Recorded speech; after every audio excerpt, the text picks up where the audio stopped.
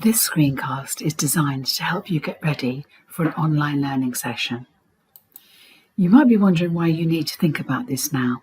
It's because you only have a limited amount of time in an online session, and if you're going to make the most of it, it makes sense to get ready, prepared, and know what you can do to make it the most effective session you can have.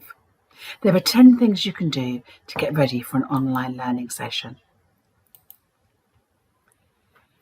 The first is to use your calendar, probably more than you've done in the past.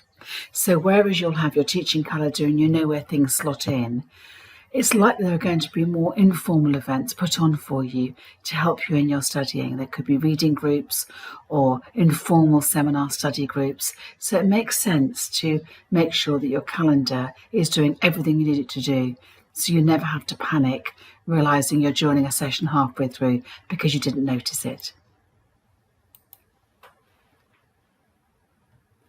You're used to looking at some material online some of the time, maybe, before you go along to a learning session.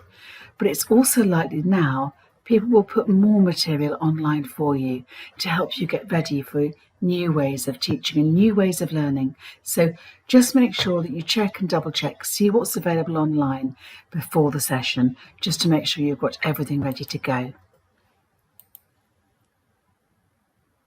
Your physical space has to work for you, and it can be handy if you can make your physical space look fairly much the same every time you go into a session. So that is, make sure you've got space to stretch out, move pens and bits of paper around if that's what you're going to be using. Make sure the light isn't shining on the screen. Make sure that everything feels ready for you to sit in one place for the whole session without having to feel you've got to keep getting up and move things around, or things are just out of reach. It may well be that you just have a standard background, you're just being filmed if you're joining in on something online, and that doesn't worry you. But it may be you want to think about whether you want to blur your background or use a green screen or pick one of the many background options you can get on lots of software. So think about what your background looks like, and again, where you feel comfortable showing yourself and how you want to show yourself on screen. It's easy, I know, to say, make sure you're not disturbed and life happens, but it's quite useful if there are a lot of people in your house all using the internet, that maybe they restrict some of their apps they're using during the time you're online to make sure you get the best possible connection.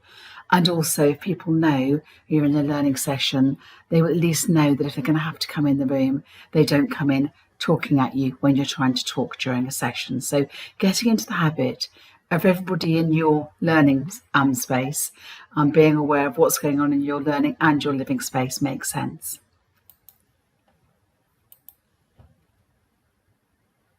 Make sure you can get in. There's nothing more panic-making than finding you're clicking on the link and it isn't working, and you're wondering if you've got to have a code or if you've arrived an hour late for a session or whatever it is. So it's quite a good idea to go along early to a learning session, click on whatever link you've been given or whatever appointment you've been given, and make sure you get through fine and it's all working well for you. You can always sneak out again for a couple of minutes and go back in when you think more people are there. You haven't got to stay, but it just stops you having that last minute panic.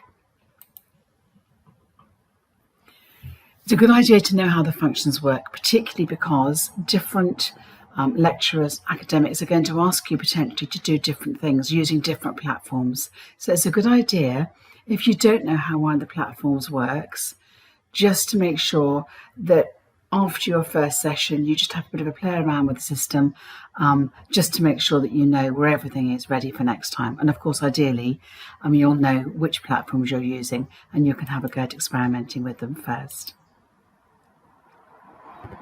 It's really hard work learning very often, so make sure you've got a bottle of water, a drink beside you, a snack, whatever you need. So again, your physical space is giving you the best chance to learn in your learning space. If something goes wrong, it can really panic you. So make sure you know in advance, where do you get help? Who do you need to email if you can't get into sessions? Who do you need to contact? But also, things can go wrong and they're nothing to do with you. Your internet suddenly gets cut off. Happens to everybody from time to time. Don't panic, don't get flustered, don't worry. just rejoin the session. Happens often enough that nobody will worry if you disappear and then come back into a session. Try to get ready to learn, and following these 10 guidelines will help you to get ready to learn. But don't worry if you don't feel completely ready. Attend the session anyway. It'll help you feel connected to the other learners. It'll help you feel part of the session. Chances are, after a few minutes, you'll just settle down, it'll be fine. But at least you'll have had the chance to stay part of that learning loop. So I hope these 10 things to do before a learning session have helped you to get started.